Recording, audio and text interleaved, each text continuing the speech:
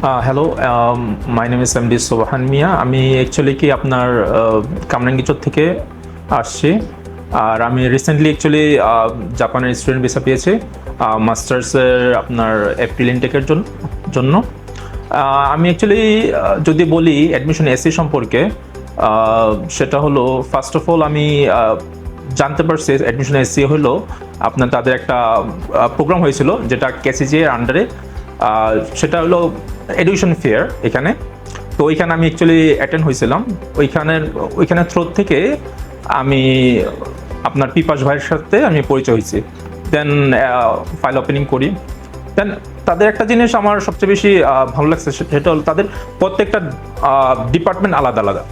সেটাও একটা হলো ফাইল ওপেনিং চার্জের জন্য আলাদা একটা ডিপার্টমেন্ট, ডকুমেন্টস প্রসেসের জন্য আলাদা একটা ডিপার্টমেন্ট থাকে, আর হলো ইন্টারভিউ যে নেয় তাদের জন্য আলাদা ডিপার্টমেন্ট থাকে। তো এক আবার ভিসার ক্ষেত্রেও আবার আলাদা একটা ডিপার্টমেন্ট থাকে। সো এটা আমাকে ইন্টিগ্রেট করছে। দ্যাটস অ্যাকচুয়ালি আমি বেশি ইমপ্রেসড অ্যাবাউট অ্যাডমিশন এসি। যদি আমি কয়েকজন নাম এমপ্লয়ির যেটা আমরা সাধারণত হেল্প করছে, সেটা হলো ফার্স্ট অফ অল পিপাস ভাইয়া, সঞ্জিদ আপু, হৃদয় ভাই অ্যান্ড খোরশেদ ভাই। তারা সাধারণত একজন এক সেক্টরে আমাকে হেল্প করছে।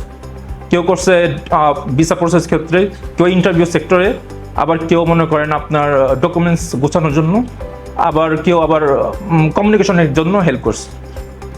তো আমি সকল স্টুডেন্টদের বলতে চাচ্ছি যে কেউ যদি ইন ফিউচারে নেক্সট ইনটেকের জন্য জাপানে আসতে চান, স্পেশালি কেসিজিআই, অ্যান্ড দেন অফকোর্স আমি রেকমেন্ড করবো যে আপনি অ্যাডমিশন এসিকে চুজ করেন, কারণ তাদের এখন পর্যন্ত আমাদের ব্যাচে 100% ভিসা রেশিও।